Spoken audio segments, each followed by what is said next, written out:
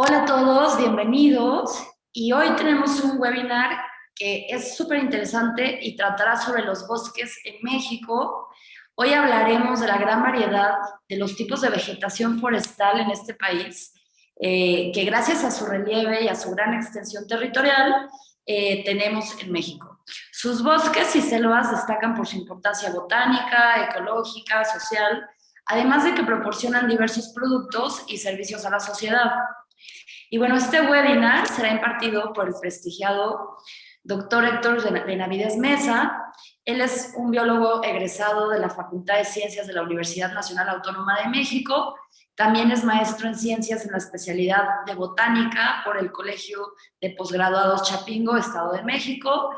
Y también es doctor por la School of Agriculture and Life Science de Cornell University, Ithaca, Nueva York. Y también es investigador del Instituto Nacional de Investigaciones Forestales, Agrícolas y Pecuarias desde 1981 y ahí ha trabajado por más de 38 años. También ha sido responsable de numerosos proyectos de investigación, servicio y transferencia de tecnología en áreas de arboricultura y taxonomía urbanas, reforestación y restauración forestal, y desde hace más de 30 años ha realizado diversos proyectos en los parques urbanos más importantes de la Ciudad de México.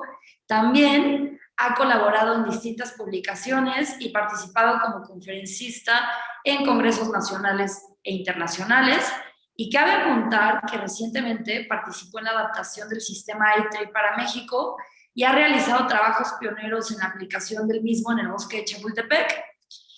Y bueno, nosotros somos el Fideicomiso Pro Bosque de Chapultepec.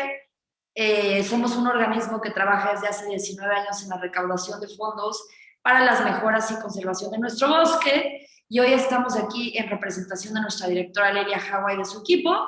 Y bueno, ya para comenzar con este interesantísimo webinar acerca de los bosques y su riqueza en México, les recordamos que es importante que apaguen sus micrófonos y cámaras. Y recuerden que si tienen alguna pregunta pueden escribirla en el chat, tanto de Facebook como de Zoom. Y bueno, ya con esto los dejamos con el doctor Benavides para que nos hable de los bosques en nuestro país, que es uno de los más grandes orgullos. Y con esto los dejamos con el doctor. Bienvenido. Gracias, Ana Paula, muchas gracias. Y también, cómo no, agradecer el interés, su presencia de estar en esta plática, en esta charla sobre los bosques de México, que pues espero resulte de su interés. Es un tema muy amplio, como lo imaginarán o lo conocen, y traté de que fuera.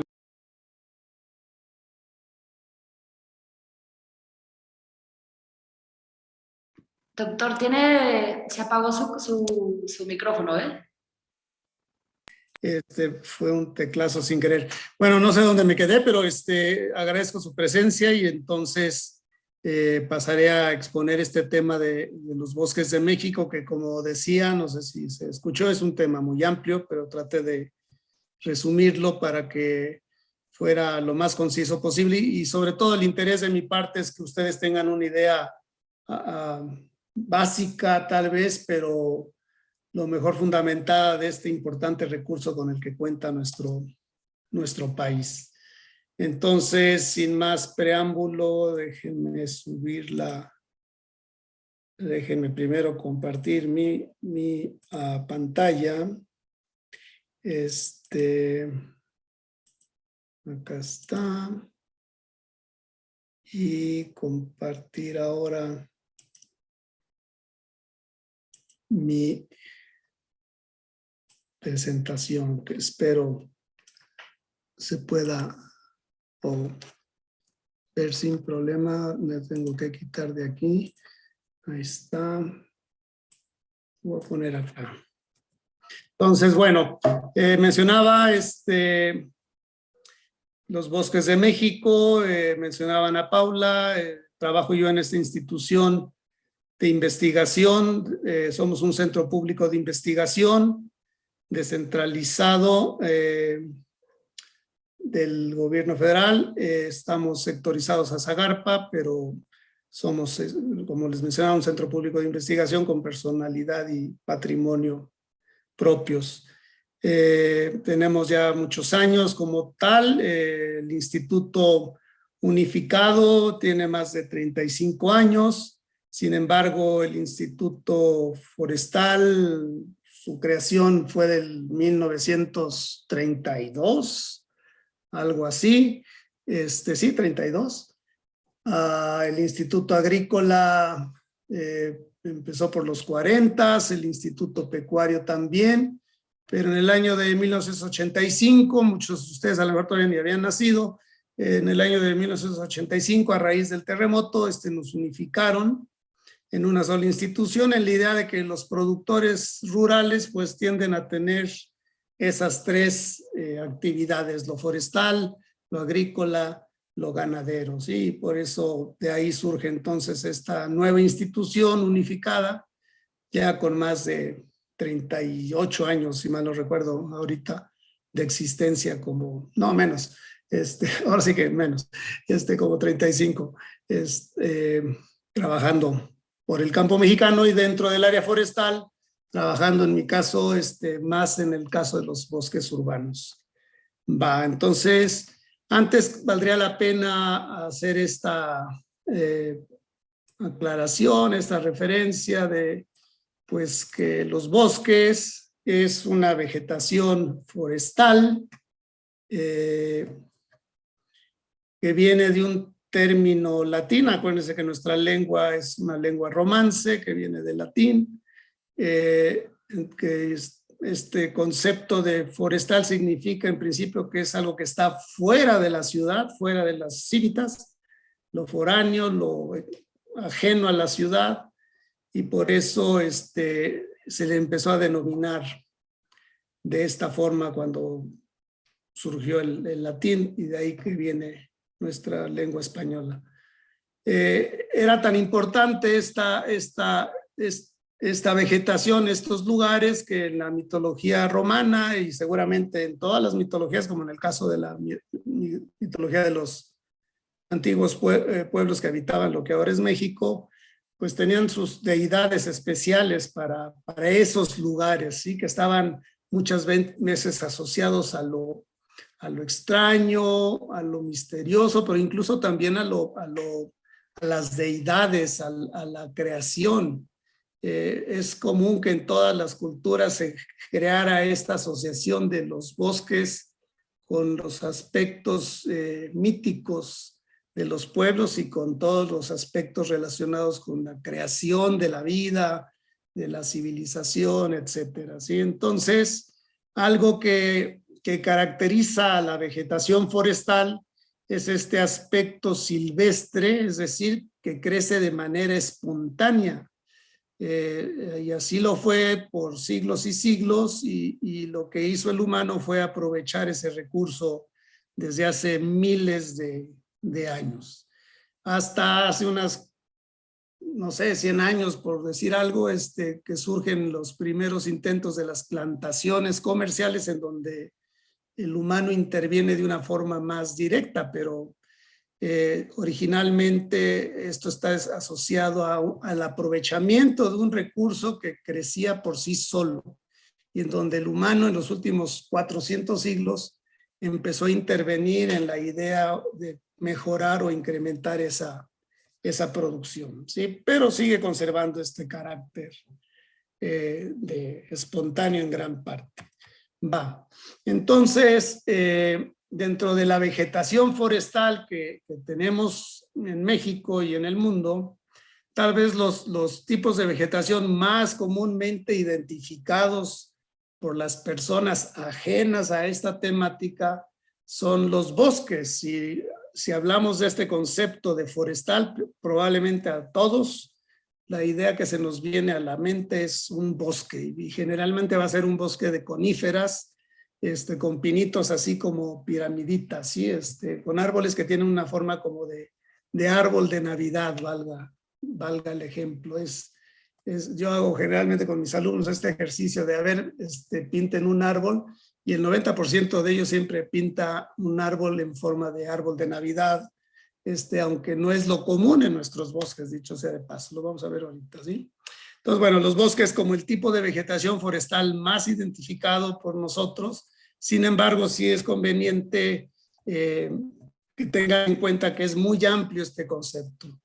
Nosotros denominamos bosque a algo que en el latín se denomina silva.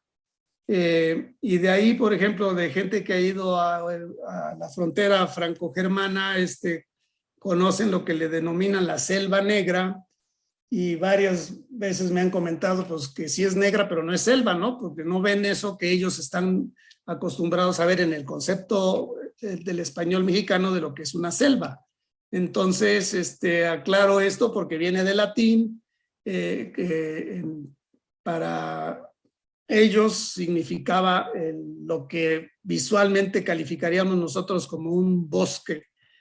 Y con el transcurso del tiempo, este término de selva pasó al español como bosque, que está muy asociado a los términos del francés, del bois, pero también pasó a las lenguas germanas como forest, y que finalmente se les denomina de esta forma en diferentes partes del mundo. Y en el caso de México y particularmente en el español de América, dejamos el término de selva para los bosques tropicales. Entonces, para nosotros, el término bosque lo asociamos mucho al clima templado, mientras que a los bosques tropicales solemos más bien denominarlos selvas. Y una de sus características es que el clima es cálido en las selvas y es templado o frío en los bosques. Sin embargo, es válido nombrar a una selva como bosque tropical, ¿por qué no? Es común encontrar este término, por ejemplo, en la literatura científica, que utilizan mucho este término del inglés, el tropical forest, cuando, bueno, nosotros les llamamos selvas. México es un país forestal, también quería hacer énfasis en esto. Somos un país forestal en donde más del 70%, tal vez hasta el 75% de la superficie de nuestro país tiene alguna cubierta forestal, no necesariamente bosques, ¿sí? Entonces, si se fijan en este cuadro, que millones de hectáreas más, millones de hectáreas menos, no importa, lo trascendente aquí es que ubiquen que dentro de los variados tipos de vegetación forestal, en realidad lo más ampliamente distribuido son los matorrales, esta vegetación de zonas áridas y semiáridas que ven en tercer lugar. Si van a San Luis Potosí, si van a Zacatecas, si van a Querétaro, pues ya aquí luego saliendo hacia Hidalgo, ya empezamos a encontrar este tipo de vegetación de matorral, donde hay cactáceas, donde hay cactáceas columnares, agaves, arbolitos espinosos, árboles medianos espinosos, árboles que pierden sus hojas en la época del estiaje, pero que es lo que generalmente predomina en todo el centro y norte de nuestro país, pero incluso, por ejemplo, hacia Oaxaca también, e incluso la parte norte de la península de Yucatán, que tiene una vegetación también un poco más seca de lo que suele ser una selva baja. Lo vamos a ver ahorita con cierto detalle. Entonces, bueno, todos esos son diferentes tipos de vegetación forestal, entre los cuales, después de los matorrales, sí predominan nuestros bosques y nuestras selvas en un porcentaje considerable, y que juntos congregan alrededor del 30% entre bosques y selvas, los cuales por otra parte también tienen una importancia ecológica, pero también económica para muchos mexicanos, para millones de mexicanos que viven y habitan y trabajan en esos lugares y que aprovechan esos recursos. Rápidamente, los que son biólogos conocen este mapa de la publicación del doctor Redowski de la vegetación de México, en donde eso rosa que ven ahí es el matorral, alguna de sus variantes de matorral, y lo que ven en verde oscuro o verde un poquito más clarito son los bosques, y lo que está en color azul y un verdecillo por ahí más claro, las selvas, que vamos a ver sus diferentes tipos. Existen otros tipos de vegetación, como los manglares, que también son, cuando vamos de vacaciones, particularmente a la costa del Pacífico, pues generalmente estamos muy cerca de, bueno, en todas las costas realmente, de manglares, mientras no hayan sido perturbados. Bien. Entonces, a un bosque lo podríamos denominar o categorizar como aquella vegetación donde predominan individuos arbóreos, es decir, árboles o que parecen árboles, en regiones con clima templado, mientras que las selvas sería lo mismo, predominan individuos arbóreos en climas cálidos. Los bosques estarán por lo general en áreas montañosas, particularmente en nuestras sierras madres, la oriental, la occidental, el eje neovolcánico, la Sierra Madre del Sur, la Sierra Madre de Chiapas, y en cambio las selvas estarán en los altiplanos o en las planicies costeras, generalmente hasta no más de 1000 metros sobre el nivel del mar, y preferentemente por la costa del Golfo de México hasta la península de Yucatán. Entonces, bueno, esas serían las grandes diferencias. No dejo de ver, finalmente soy un biólogo forestal, que nuestras áreas boscosas, ya sean selvas o bosques, pues son productores de bienes y servicios. Mucho de lo que tenemos en nuestra casa viene de los bosques o de las selvas, ya sea madera, ya sea papel, ya sean otros productos químicos, pero también son generadoras de servicios ambientales, y voy a estar enfatizando en ello en la charla. Pero desde ahorita es importante que lo tengan claro, y esto ha adquirido mayor relevancia en las últimas 3 décadas, la generación de servicios ambientales, y no ver nada más a los bosques o las selvas como productoras de madera. Y qué bueno, porque eso hace que sea más compatible su aprovechamiento, o incluso destinar solamente esas áreas a la producción de servicios ecosistémicos o servicios ambientales, o incluso, ¿por qué no?, a convertir áreas estratégicas como áreas naturales protegidas para la conservación de algún recurso, de algún tipo de fauna, de algún tipo de flora, el suelo, el paisaje, etcétera, ¿sí? Entonces, esa es una de las tantas modalidades que podemos hacer con nuestras áreas forestales, en alguna de sus modalidades. Empecemos entonces con los bosques de pino. Dentro de los tipos de bosques, el más común, altamente productivo en cuanto a servicios ambientales y productos.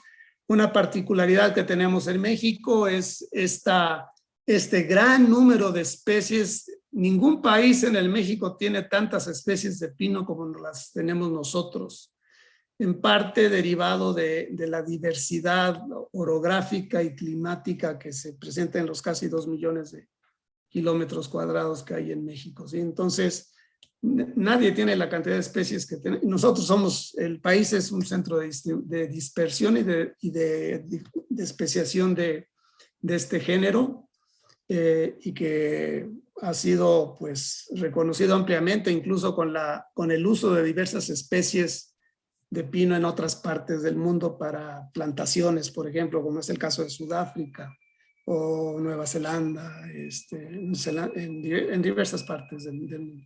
Muchas especies, ahí ven algunos nombres, a muchos de ellos les llamamos ocotes, por cierto. Entonces es un término muy común para referirse o pino, claro. Y por lo general los vamos a encontrar en todas las cadenas montañosas, desde el norte del país hasta Chiapas, y en el caso incluso en el sur de Quintana Roo, por ejemplo, tenemos a Pinus caribe, que es el único pino que crece a nivel del mar. Tenemos incluso esa particularidad, aunque son pequeñas poblaciones que hay ahí, no es tan de México ese pino. Gran importancia económica, lo que platicábamos, madera, papel, celulosa, incluso la resina, por ejemplo, que se obtiene de algunas especies, particularmente en Michoacán, con el cual se produce el aguarrás, ¿sí? Y la brea que se utiliza en diversos, por ejemplo, para los que tocan violín, viola, usan esta,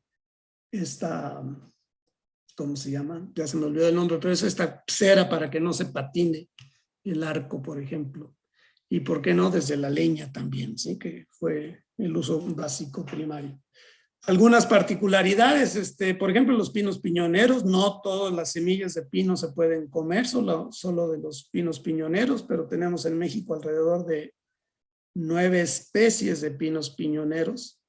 Y dentro de ellas, por ejemplo, esta especie Pinus maximartinesi, que produce los piñones más grandes, casi 1,5 cm de largo, unos conos muy grandes, que es endémico, originario del sur del estado de Zacatecas, por ejemplo, es en un poblado que se llama Juchipila, en unas montañas que están enfrente de este pueblo. Ahí es el lugar donde crece este pino y es la única población natural que tenemos de maximartinesi, pino azul. Muy bello también para cuestiones ornamentales, sobre todo en la parte cuando es juvenil, y con unos piñones muy característicos. Pero también, por ejemplo, en el sur de Baja California hay una población de piñoneros muy interesante de Pinus embroides. Otro tipo de bosque muy asociado, según todos los que hayan ido a comer quesadillas a la cañada de la Magdalena Contreras, a los dinamos, conocen estos oyameles, los bosques de oyamel, que es muy común encontrarlo en esta parte baja de las cañadas, muy cercano a lugares donde hay agua, donde la humedad relativa es muy alta. También tenemos cierto número considerable de oyameles y muchas de estas especies se utilizan para producción de árboles de Navidad por productores forestales. Su madera tiene cualidades muy especiales, pero también muy asociado con la visita de las mariposas monarca. Entonces también quien haya ido a visitar santuarios de mariposa monarca seguramente ha estado en este tipo de bosques de oyamel. Algo muy característico que se usaba antaño es esto que ven a su izquierda arriba, es lo que se denominaba tejamanil, que ya se dejó de producir porque pues tenemos techos de lámina, pero antaño era algo muy utilizado en las construcciones rústicas o hasta elegantes, porque no era barato producirlo, en donde se cubrían, se ponían estas techumbres en las casas con estas ligeras láminas, delgadas láminas más bien dicho, de la madera de esta especie de avis religiosa, como la principal especie que tenemos en México, el tejamanil. Todavía si algunos son de mi edad o un poquito cercana a la mía, aquí en Insurgente Sur había un restaurante muy famoso que se llamaba Lancers y tenía en su techo tejamanil como adorno. Algo también interesante son los bosques de cedro blanco, una especie muy utilizada en México, particularmente la encontramos mucho en la Ciudad de México, en nuestros parques, varias especies de cedro, y tenemos la creencia de que esta especie incluso se empezó a utilizar desde tiempos prehispánicos por la calidad de su madera y por lo mismo promovían su establecimiento porque su distribución es relativamente amplia en el país. Sus conos, como pueden ver en el lado derecho, son esféricos, que cuando se secan se abren y crean así como unas ventanitas donde salen las semillas. La especie más común, Cupressus lusitanica, el cedro blanco que se le denomina lusitanica y que antaño le llamábamos Cupressus lindleyi, pero aquí hay una historia muy interesante porque Esta especie, cuando llegó un taxón, un botánico a Portugal, la encontró plantada y produciendo frutos y fértiles en un monasterio de Portugal, y por eso la describió como Cupressus lusitanica, cedro de Portugal. Lusitania era el nombre que los romanos le daban a Portugal. Y en algún momento otro taxónomo que hace un estudio aquí en México la encuentra y le pone Cupressus lindleyi en honor de un botánico, pero pues en una revisión que se hace del género se ve que es la misma especie, ¿sí? Y entonces, pues, como se nombró primero a Cupressus lusitanica, que a lindleyi se le quedó el nombre de lusitanica, aunque no tiene nada que ver con Portugal. Pero habla de ese movimiento, o sea, se la llevaron casi en cuanto llegaron los españoles a lo que ahora es México.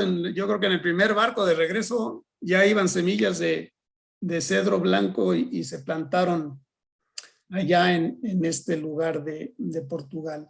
Una especie también interesante, Cupressus guadalupensis, que viene a la derecha abajo, es en una isla del Pacífico, en donde fue seriamente afectado por las cabras que los balleneros de antaño dejaban en las islas para poder comer carne fresca, y cuando dejaron los balleneros de surcar esas aguas con la frecuencia que lo hacían antes, las cabras empezaron a devorarse, a multiplicarse y a devorar todo, y pusieron en serio peligro a esa población de cedro de Guadalupe.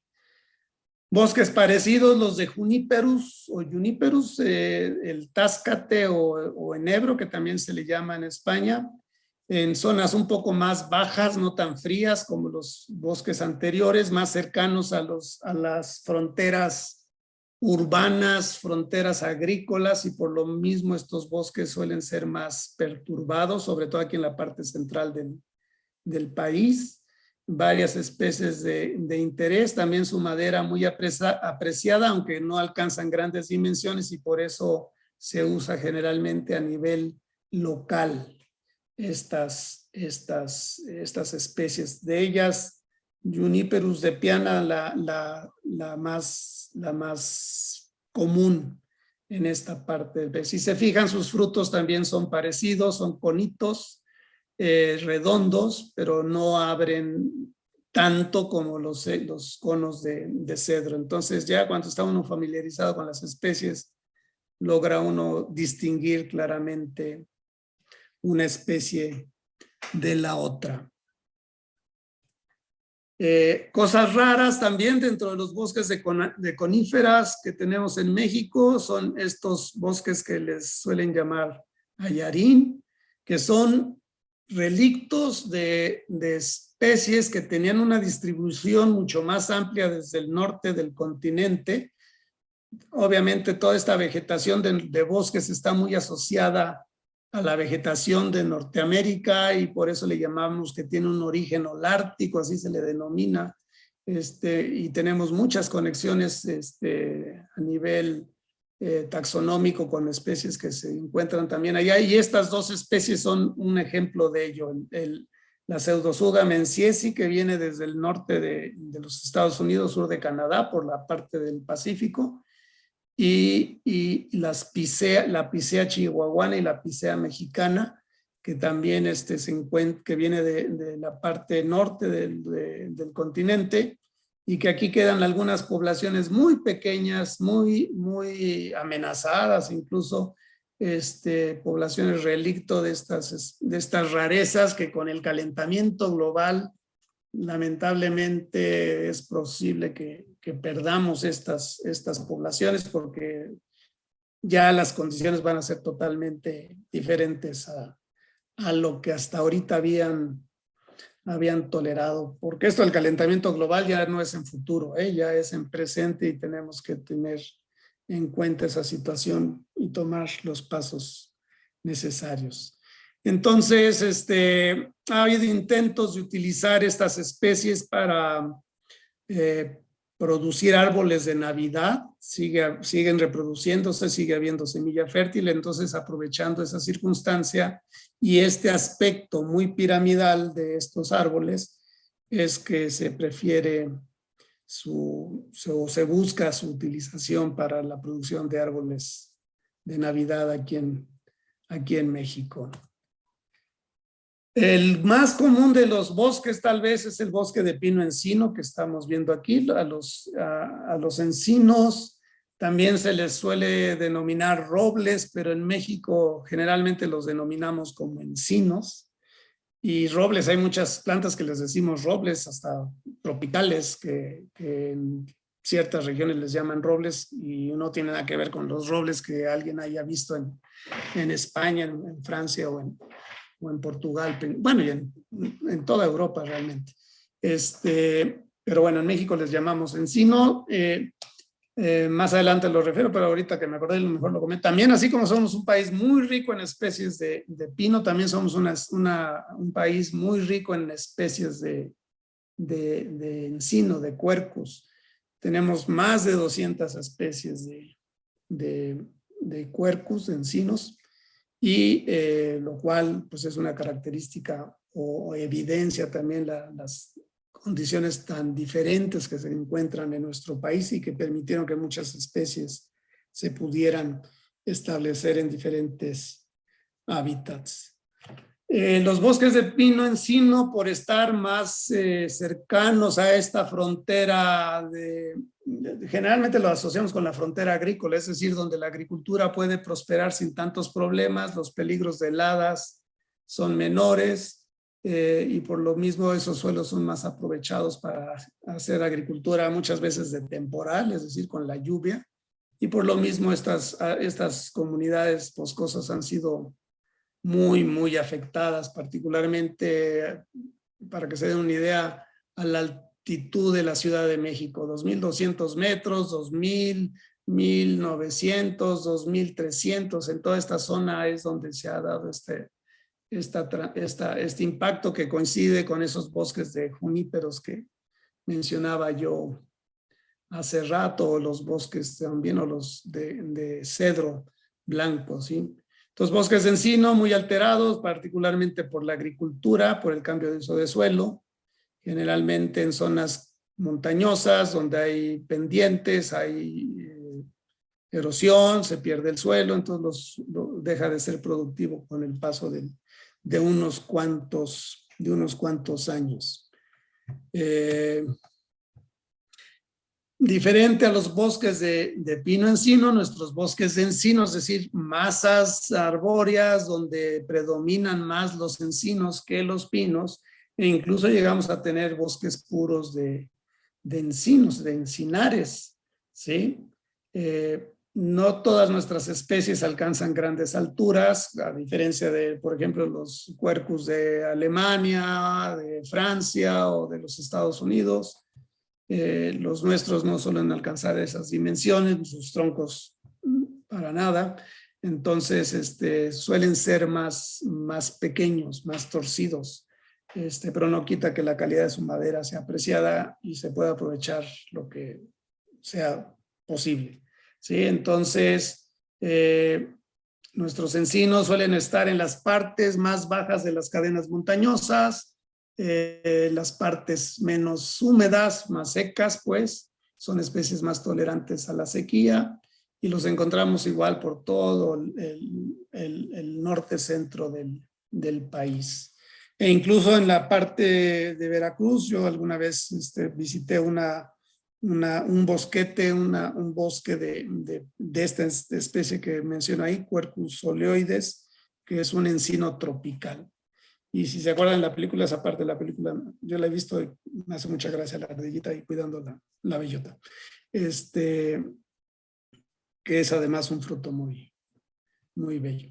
Muy apreciada la madera de encino, seguramente lo han, incluso en su casa seguramente tienen algo que viene del encino. Lo utilizamos en muchas modalidades, en los muebles, en el parquet, pero por ejemplo el carbón de encino es muy apreciado, es una madera que que se quema lentamente, es una madera dura que tarda más en quemarse y por eso lo apreciamos mucho en nuestras carnes asadas. Pero también en los pisos, por ejemplo, se ve muy bello por la veta, el color que tiene. Ha sido afectado por esta cercanía con los núcleos urbanos, lo que les decía, y la agricultura, además del pastoreo y los incendios. Pero bueno, son de los retos que tenemos que enfrentar. Aquí en la Ciudad de México,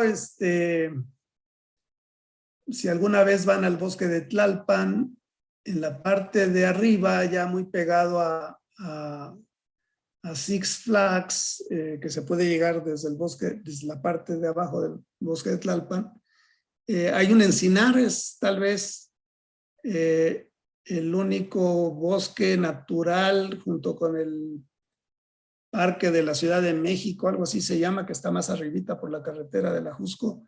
Este es un encinar relicto y tal vez sea el único bosque verdadero dentro de nuestras áreas verdes de la ciudad. Sí, es muy interesante este bosque y están las especies más comunes que tenemos aquí en el Valle de México, que es Quercus rugosa, Quercus crassipes, Quercus laeta. Entonces, si algún día organizan una excursión, nada más váyanse con cuidado y temprano, porque sí está en la parte más adentro del bosque de Tlalpan, este encinar relicto. Un bosque también muy interesante, muy apreciado, mucha gente lo conoce, les gusta, es el bosque mesófilo que les denominamos, bosque de neblina también se le llama, muy común en la vertiente de la Sierra Madre Oriental, hacia el lado que da al Golfo de México, desde Tamaulipas hasta Chiapas. En toda esa zona montañosa se distribuye este bosque de neblina, y también tenemos la presencia de bosques mesófilos en la parte del Pacífico, más aislado, en pequeños manchones. También muy apreciado, muy productivo por las condiciones de humedad. Sin embargo, generalmente sobre todo han dado en carretera por esas partes del país, Tamaulipas, Hidalgo, Veracruz, pues es una zona muy accidentada, la orografía es muy difícil, hay muchas montañas, laderas empinadas muy pronunciadamente, etcétera. Entonces, las condiciones en que crece este bosque pues no son lo más propicias para su aprovechamiento. Sin embargo, ha sido perturbado por el cultivo agrícola y sobre todo por los cultivo del café también en lugares donde no sé, acabe rodando la planta, así la gente. Muy común que encontremos helechos arborescentes, como está esa foto a la derecha, plantas epífitas, enredaderas, que hace aquello medio con un aspecto muy, ¿qué diría yo? Como de una jungla, ¿sí? A la gente le gusta mucho. Y muy asociado también a ciudades muy bellas como Jalapa, como Orizaba, Veracruz, o más arriba Molango y hacia Tamaulipas, varios sitios que se ven en esos caminos. Realmente lo que limita al bosque mesófilo hacia arriba es el frío, donde cambia a un bosque más de pinares, por ejemplo, y hacia abajo las temperaturas menos frías que permiten el crecimiento de selvas, que lo vamos a ver un poquito más adelante. Pero muy exuberante estos bosques, con una vegetación muy exuberante, con muchas especies, que también muchas de ellas están conectadas con vegetación de Norteamérica, de los bosques del noreste de los Estados Unidos, y encontramos, por ejemplo, el liquidámbar, que viene aunque hay gente que reconoce a nuestro liquidámbar como otra especie diferente a al liquidámbar que está en Estados Unidos. Yo en lo personal creo que es la misma especie, liquidámbar styracifla. Pero también, por ejemplo, está Carpinus caroliniana, lechillo, creo se llama, y la ostria, ¿sí? Ostria virginiana, que son especies que se encuentran, por ejemplo, también allá en Georgia o en Carolina, incluso hasta un poquito más allá hacia Virginia. Y otras especies muy mexicanas como el pino llorón, el pino pátula, el de las hojas caidizas, o por ejemplo el árbol de las manitas, el que ven ahí hacia el centro, la Quiratodendron, que es incluso el símbolo de la Sociedad Botánica de México. Y teníamos uno ahí en Río Miscuac, pero pues se nos murió. No aguantó, consta que se murió antes de las obras que hicieron hace unos años ahí, ya se había muerto, pero era de los pocos árboles que había de Quiratodendron aquí en la Ciudad de México, visibles fácilmente, pues. Muy impactado, como les mencionaba, por el bosque mesófilo, particularmente por la agricultura de rosa, tumba y quema, donde pues, van cambiando el sitio cada 4 o 5 años por las pendientes, se erosiona rápidamente el suelo. El establecimiento de cafetales que si no están bien protegidos se pierde el suelo también.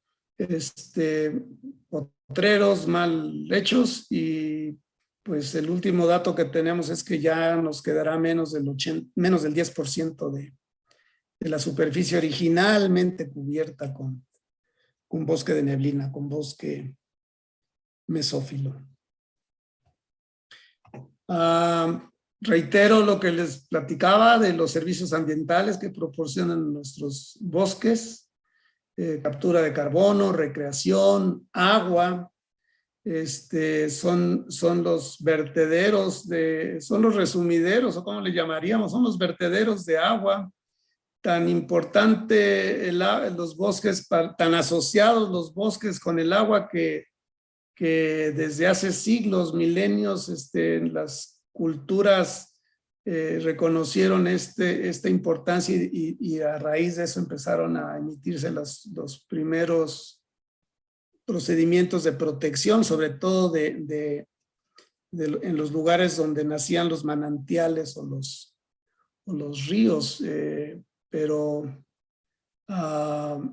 creo que todavía no acabamos de darle la verdadera proporción a la importancia de nuestras áreas forestales con respecto a este valioso recurso que es el agua. Mencionaba yo recreación, captura de carbono, producción de alimentos, etcétera. ¿Sí? Una cantidad enorme de beneficios que nos proporcionan y que en función de ello es que debemos considerar su protección y conservación.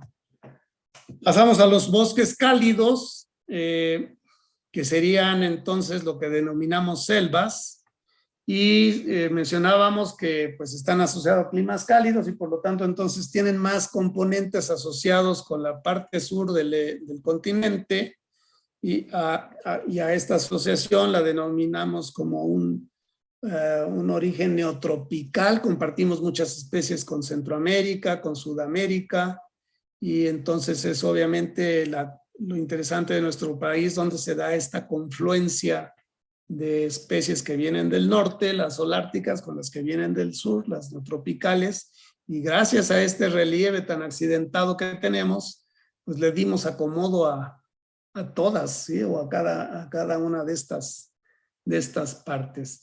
Estas selvas se encuentran en climas cálidos como condición, o sea, nunca va a haber heladas, nunca va a descender la temperatura por abajo de los 0 grados o los 4 grados incluso. Y siempre lo que sí vamos a encontrar para nuestras selvas son diferentes niveles de humedad, ¿sí? Desde lo muy húmedo hasta lo casi seco, ¿sí? Entonces, esto es lo que diferencia a nuestras selvas y yo creo que ahorita se van a dar una idea clara de qué estamos hablando. Muchas especies, particularmente en las selvas húmedas y subhúmedas, y suelen tener como una característica estos contrafuertes o alerones o aletones que le ayudan a sostenerse a esos árboles que adquieren o alcanzan mayores dimensiones, que pueden ser de 40 metros en algunos casos de altura. Y vamos a encontrar, como en el bosque mesófilo, lianas, bejucos, trepadoras, todo este tipo de plantas que aprovechan la humedad en el ambiente para poder subsistir a mayor altura desde el suelo. Muy complejas, ya eso lo tenemos muy sabido, muy diversas, con una riqueza florística enorme, con una riqueza faunística enorme, en donde pues se ha reconocido ya desde hace muchos años esta cualidad. En México las selvas las clasificamos de acuerdo a la humedad y a la altura que alcanzan los individuos, y entonces reconocemos selvas bajas, selvas medianas y selvas altas, donde los individuos pueden tener más de 30 metros, incluso ocasionalmente alcanzar los 40 metros que les mencionaba. Empecemos por y otra característica es muy asociada a la humedad, es si pierden o no pierden las hojas, en donde están las selvas altas perennifolias, las selvas altas que nunca los árboles pierden las hojas o nunca se nota que haya una pérdida de las hojas, que serían las perennifolias, aquellas que una parte de los árboles tiran hojas, entonces se ve un poquito más raro aquello, las subperennifolias, versus las selvas en donde las condiciones de humedad decrecen y los árboles están adaptados a sobrevivir esa situación y pierden casi todas las hojas o todas las hojas, y que les llamamos subcaducifolias o caducifolias. Ahorita vamos a entrar en un detalle más claro. Entonces, la típica selva que estamos asociados a ella por los programas de televisión, o porque hemos andado ahí en Chiapas, en el sur de la península de Yucatán, en el norte de Chiapas o en el sur de la península, la selva alta perennifolia, bosque tropical perennifolio, si le quieren llamar. Yo prefiero usar el término de selva porque es la costumbre, si quieren, pero es la palabra que utilizamos en nuestro español. La selva alta perennifolia, el sureste de lo que les decía de la península de Yucatán, Chiapas, no más allá de los 1000 metros sobre el nivel del mar, mucha lluvia, mucha agua, generalmente puede llover entre 1500 y 3000 milímetros al año, y en algunas zonas de Chiapas sobrepasa los 4000 milímetros del año. Si no tienen idea de cuánto es esto, pues es mucha lluvia, y como referencia les diría que aquí en la Ciudad de México, dependiendo de dónde vivan, pero puede lloverles desde 600 milímetros al año hasta los 800, casi 900 milímetros tal vez, si viven acá para el sur de Tlalpan. En Coyoacán nos llueve alrededor de unos 750 milímetros al año, lo digo como una referencia. Si viven hacia el este del Valle de México, pues les podrá llover unos 600 milímetros, o hacia el norte del Valle de México unos 600 milímetros al año. Entonces, 4000 pues ya es mucha agua. Suelos someros muy delgados, muy propensos a la erosión, con drenaje rápido, sobre todo en la península de Yucatán. Suelos calizos, no muy buenos para la agricultura. Entonces, por ejemplo, por eso era muy común que utilizaran este sistema de tumba, roza y quema los antiguos mayas, y que lo siguen practicando los pobladores de esa región de la misma forma, dejando que la selva se recupere y que surjan lo que se denominan acaguales después de que se tumbó esa selva, y regresando a ella varios años, bueno, decenas de años después, que sería lo ideal cuando ya se recuperó esa selva y ese suelo. Especies muy importantes que seguramente ustedes han oído hablar, como la caoba y el cedro rojo. Sin embargo, hay una cantidad enorme de especies que la tecnología ha ido permitiendo que se incorporen al uso, por nueva maquinaria, por nuevos procesos. lo cual pues hay gente que dice que pues, es una desgracia y hay gente que pensamos que bueno, el punto es aprovechar racionablemente y razonablemente el recurso sin agotarlo, porque mucha gente vive de ello, ¿sí? No podemos decirles, ves esos arbolitos, pues disfrútalos, pero nada más los puedes ver porque tienen que comer y entonces hay que buscar las alternativas para que puedan aprovecharlos de una forma sustentable.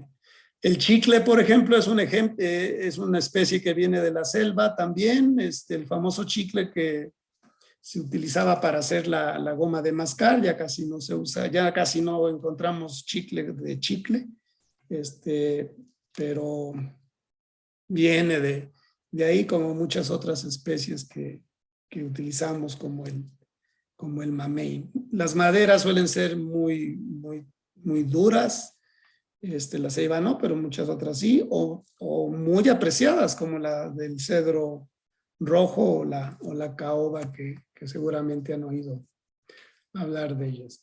A la izquierda se ven las marcas de los chicleros en ese árbol que está abajo, de cómo cortan la corteza para llegar a la parte viva del árbol y que el árbol escurra la goma, vamos a llamarla así, que secreta y que después es aprovechada a través de un proceso. Es un proceso muy interesante.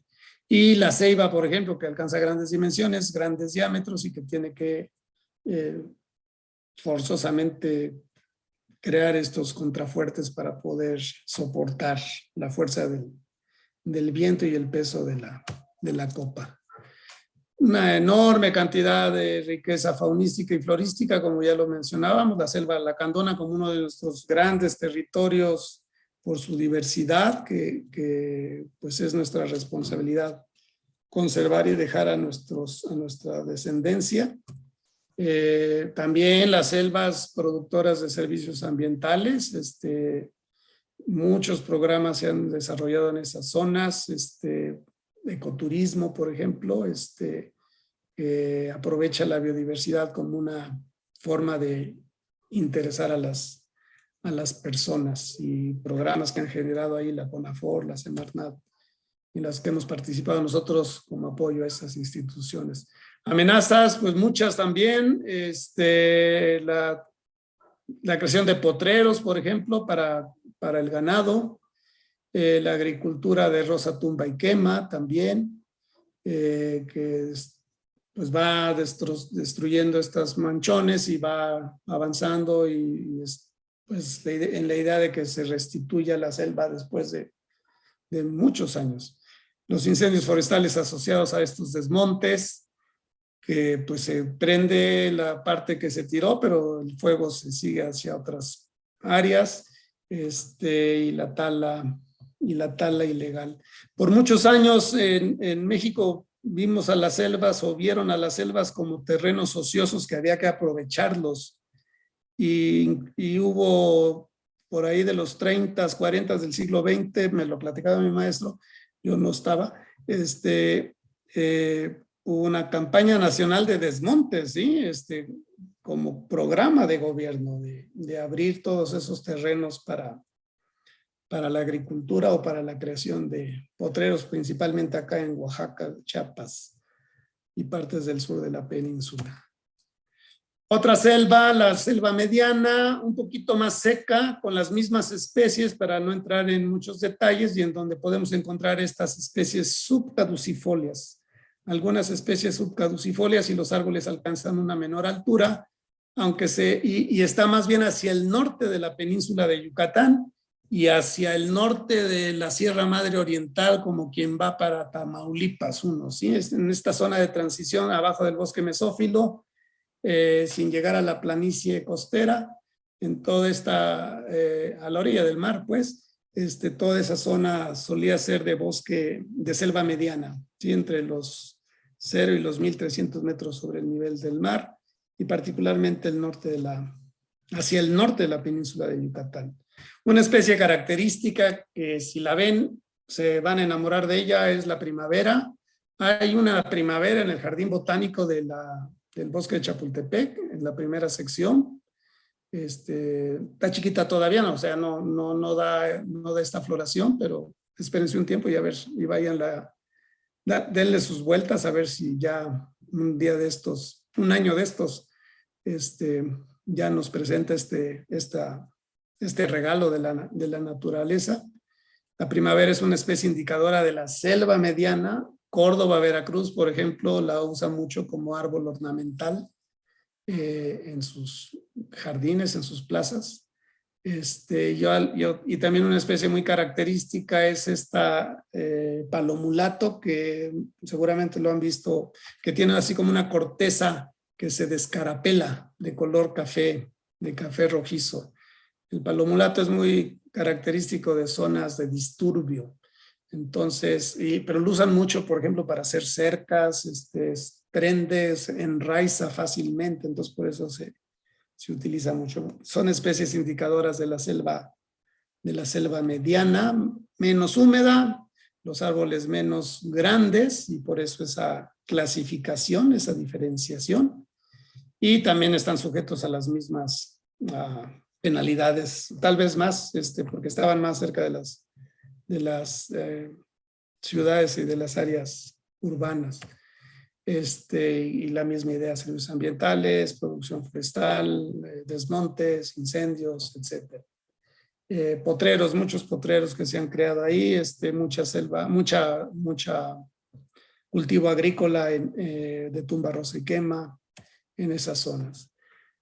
Y dentro de nuestras selvas se finaliza con la selva baja caducifolia, que todos ustedes la conocen si han manejado a Cuernavaca, bueno, más allá de Cuernavaca, si han manejado a Acapulco, o si han manejado a Oaxaca, o si han manejado a Guadalajara. Pasa uno en algún momento por este tipo de vegetación de la selva baja caducifolia, en donde hay variantes con cactus o sin cactus y más alta o menos alta, pero algo característico de la selva baja caducifolia es que en un momento del año todos los elementos o casi todos los elementos pierden las hojas, por eso su nombre es selva baja caducifolia, y que es muy común cuando vamos hacia el sur de México, o más bien dicho, cuando vamos hacia Acapulco, por ejemplo. Entonces, una característica de la selva baja es una diferenciación de la época de lluvias contra la época de estiaje. Suelen ser 8 meses y 4 meses de lluvia. Ahorita todavía ahí no llueve, sigue estando seco. Entonces, los árboles no tienen hojas todavía, están desnudos de su follaje. Entonces, muy característico. Una variación en la precipitación, pero lo importante es que tengan claro hay una época en que no llueve. Y también, como toda buena selva, no vamos a registrar temperaturas por abajo de 0 grados o cercana a 0 grados. Suelos muy pedregosos, eso ha ayudado a que no sean tan afectadas.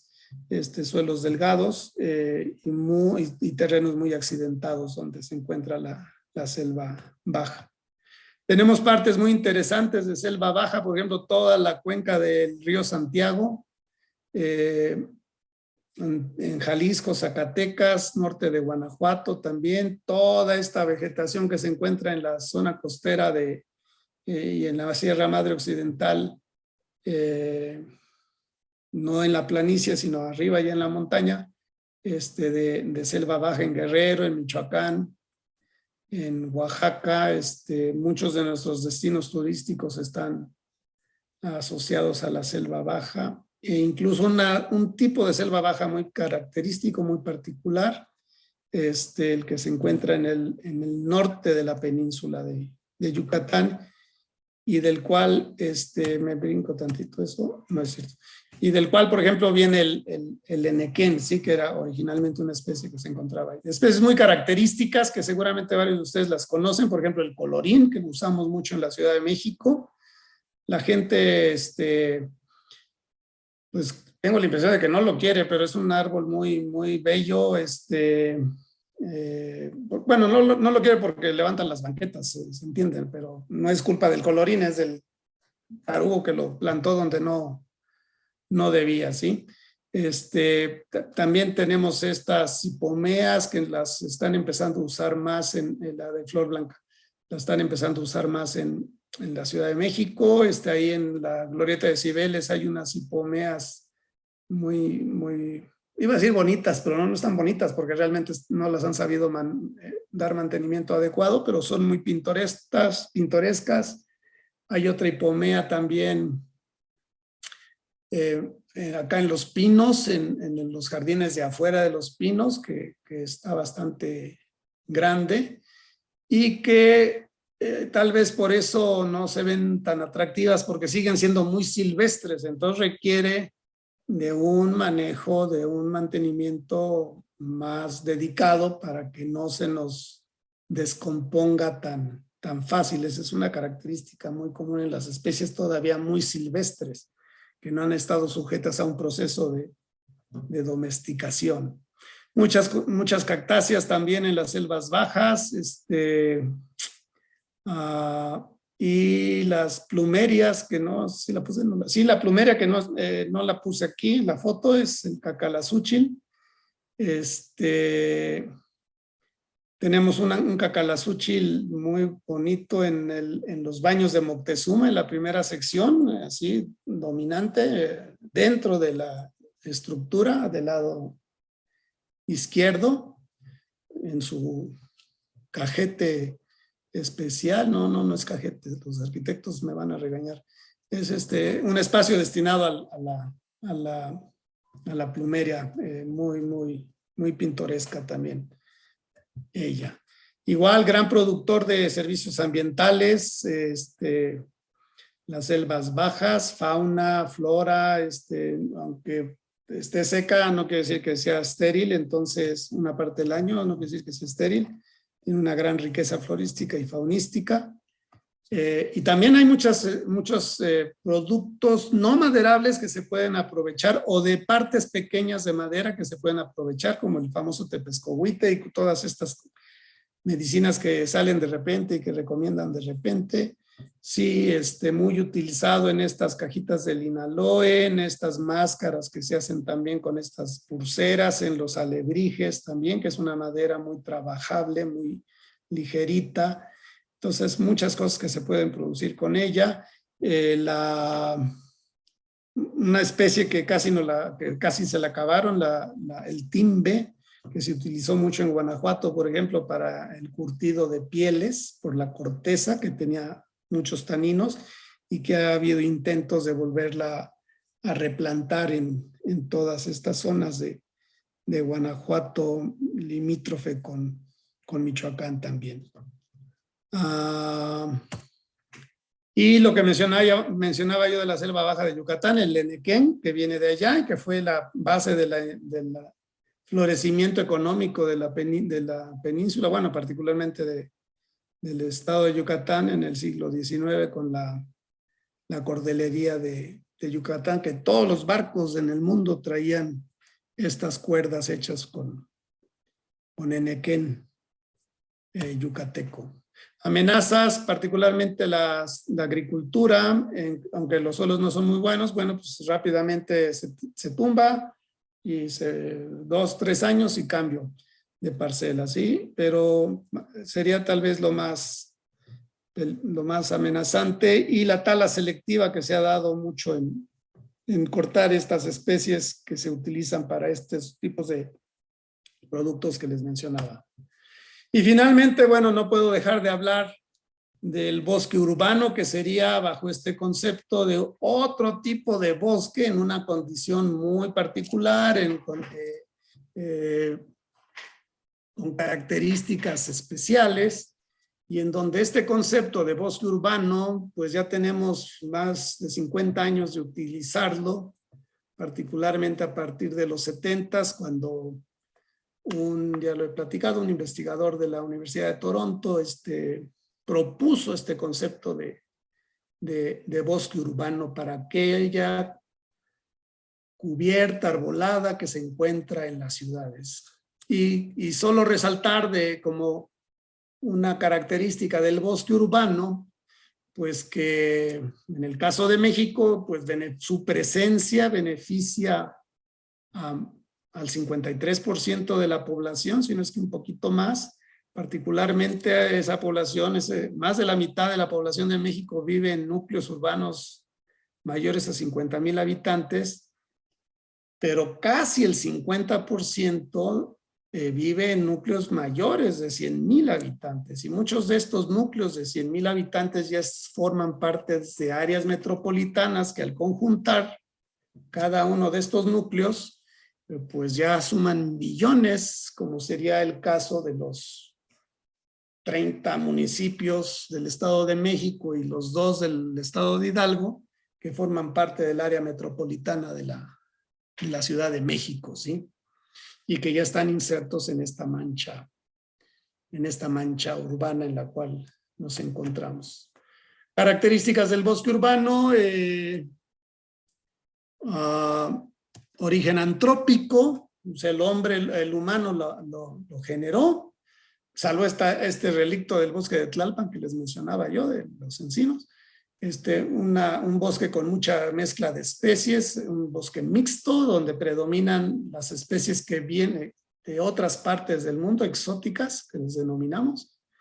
Diferentes componentes del bosque urbano, véanlo como un gran bosque dentro de la ciudad, conformado por diferentes componentes.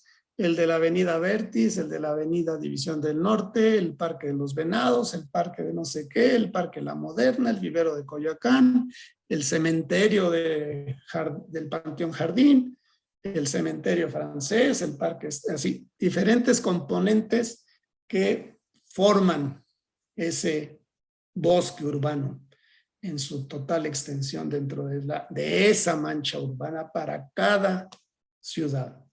Proveedora de servicios ambientales que cada vez los reconocemos y les estamos empezando a asignar un valor económico, que eso es lo más importante también. No es nada más que el parque se vea bonito o que la ciudad se vea bonita. No, también capturan carbono, influyen en la infiltración de agua, reducen escurrimientos y retienen contaminantes atmosféricos que ayudan a la salud de nosotros. Y por lo mismo mejoran nuestro entorno para la ciudad y para nosotros. Y hay que verlo también como única oportunidad que tienen muchas personas de escasos recursos económicos de tener contacto con la naturaleza gracias a los parques que pueden visitar porque no cuentan con los recursos suficientes como para salir de vacaciones o de ir a ver las mariposas monarca, por dar un ejemplo a Michoacán. Y bueno, ese es el final de mi plática. Los bosques, y agregué lo de selvas, si hubiera agregado, y el bosque urbano de México. Entonces, cualquier duda o comentario, pues estoy aquí a su orden para escucharlo. Voy a dejar de compartir mi pantalla. Muchas gracias, Héctor. Pues sí tenemos varias preguntas. Tenemos algunas sobre árboles en específico y tenemos algunas sobre bosques. Entonces nos vamos a ir primero por las de los bosques y nos preguntan ¿cuál es el ecosistema forestal considerado en mayor riesgo y dónde se encuentra en el país? Bueno, yo creo que no podría decir o especificar uno en particular. En realidad, diversos lugares del país están siendo afectados, ya sea por expansión urbana, por agricultura nómada, por la apertura de potreros. Entonces, no podemos referir uno solo en particular.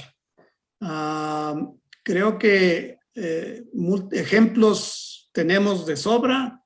El incendio que se presentó acá en Tepoztlán, esta cuestión del Tren Maya, que si los estudios y que si el impacto ambiental o que si la deforestación.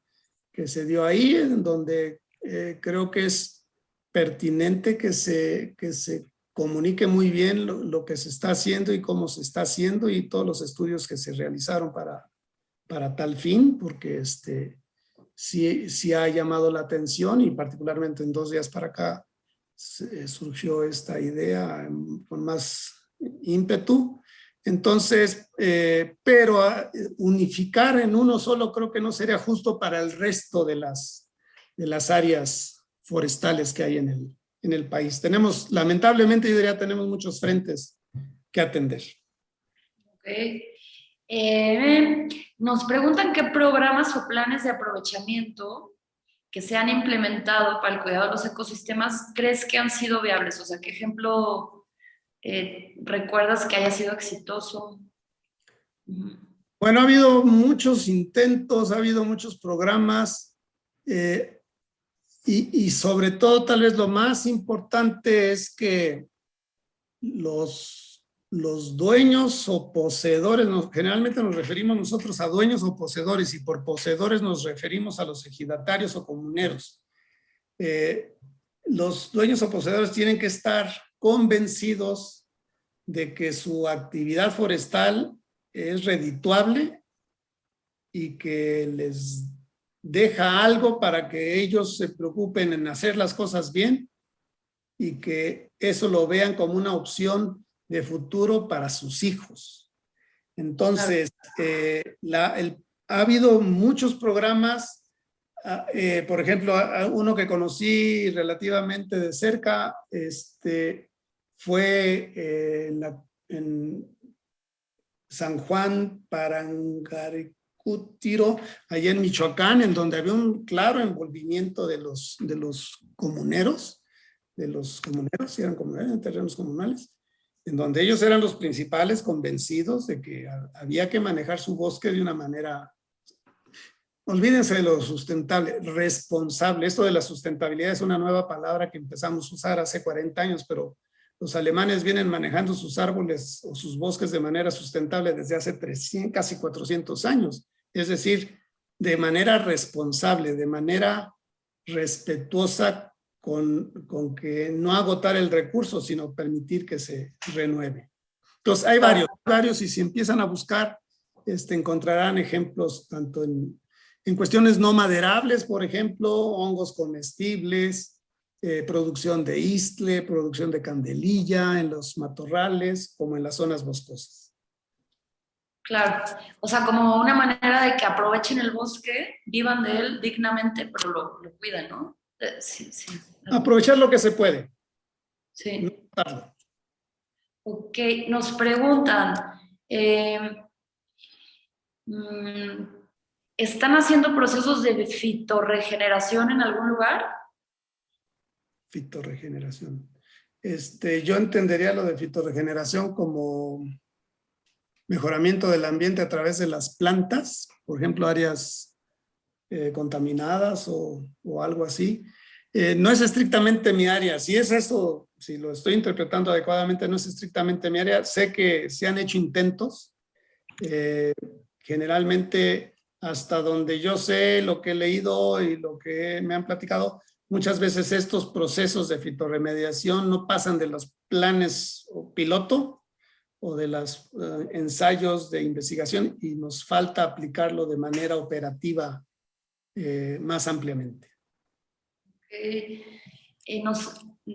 Nos dicen qué tan riesgoso puede ser para el bosque urbano y para su fauna nativa el introducir especies exóticas.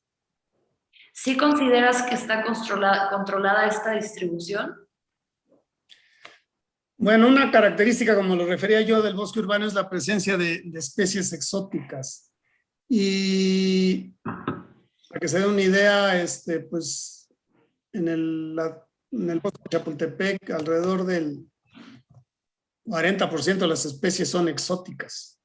Y una de ellas, el trueno, el Ligustrum lucidum, es una de las especies más plantadas en el bosque de Chapultepec.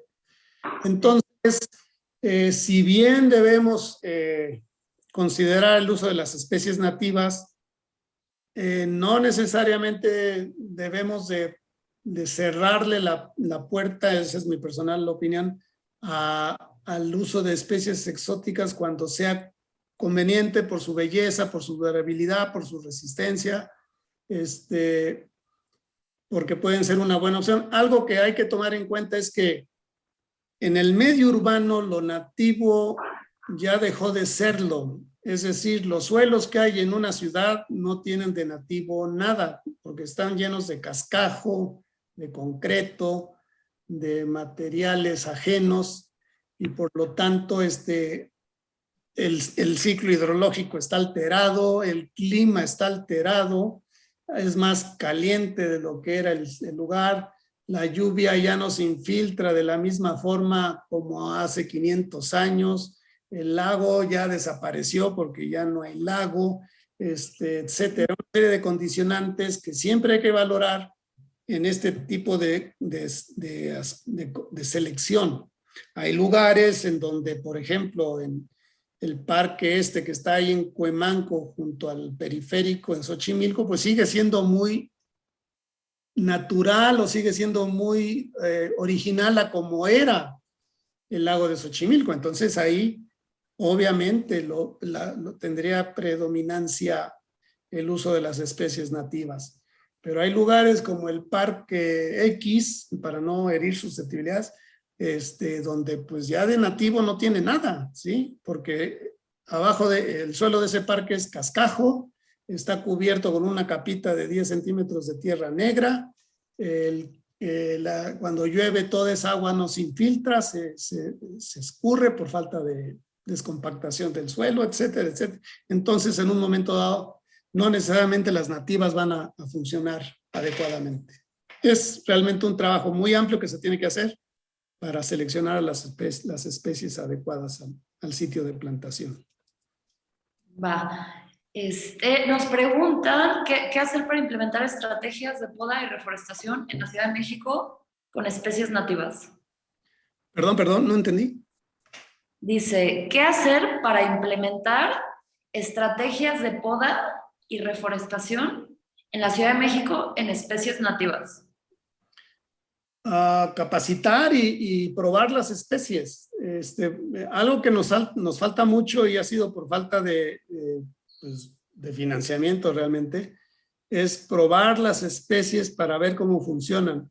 Algo que lo que les decía yo hace rato de la hipomea, son especies tan silvestres que se nos desordenan a la menor provocación.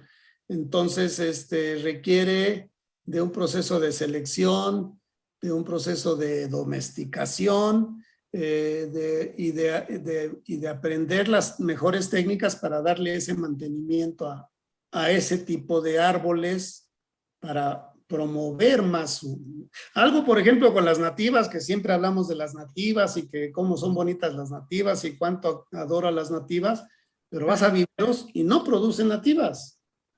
Cuesta mucho trabajo encontrar plantas nativas. Son muy pocos los viveros que producen plantas nativas. Y entonces eso nos demuestra que tenemos que ampliar la educación, ampliar la divulgación de esas especies, de sus cualidades, de sus características, para que la gente también las pueda demandar.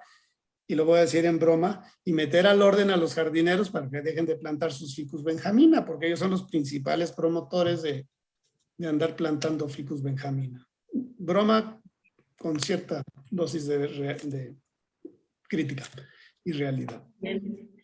Y luego, por ejemplo, estas, digo, ya se nos está yendo el tiempo, pero estas son más relativas a árboles en específico. Y nos preguntan, por ejemplo, ¿es conveniente la venta de secuoyas para Ciudad de México? En el mercado de las flores de Xochimilco las venden libremente. Mi duda obedece a que son árboles que crecerían demasiado si tuvieran los suelos apropiados.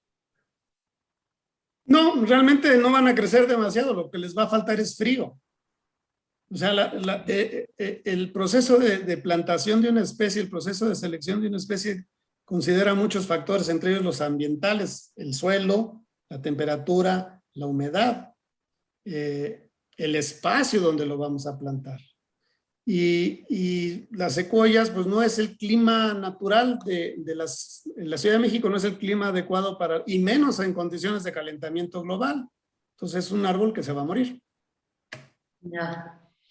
Y ya, esta es la última, ahora sí, acerca del árbol guaymaro o ramón, eh, ajá, que es considerado como sustentable porque no requiere mucha agua y su fruto tiene muchos nutrientes. Me gustaría saber si puede ser sembrado en el centro del estado de Guerrero. Bueno, el ramón, si es el ramón que yo supongo que es el Brosimum alicastrum, tal vez Guerrero sea muy seco para él. Otra vez, así como la secuoya necesita frío, el ramón es de selva mediana y probablemente Guerrero sea ya muy seco para el ramón, salvo que se le propiciara o se le asegurara riego. Ok. Muchos factores, muchos factores. Oiga, doctor, pues creo que ya con esto nos despedimos. Como siempre, le agradecemos muchísimo que nos haya compartido todo este conocimiento. Interesantísima toda la variedad que tiene México pues sí, de bosques. Y nada, le agradecemos muchísimo. Esperamos que esté con nosotros muy pronto. Y también agradecemos a todos ustedes que estuvieron en esta enriquecedora charla. Recuerden que estaremos publicando en nuestras redes nuestros siguientes webinars y también que aún pueden participar en la campaña de rehabilitación de la hermosa fuente del Quijote en quijote.chapultepec.org.mx. Y pues nada, le agradecemos, doctor, y nos vemos a la próxima. Muchas gracias a todos por su presencia, por su interés y pues ahí está mi correo electrónico si alguien quiere hacer algún contacto. En el chat, ¿verdad? Sí. ¿O lo repito? Sí, mi correo es hm de Mario B de bueno 27 @yahoo.com.mx. Okay. 27. Justo, ya, lo vamos a poner en el chat de ambos, de Facebook y de Zoom.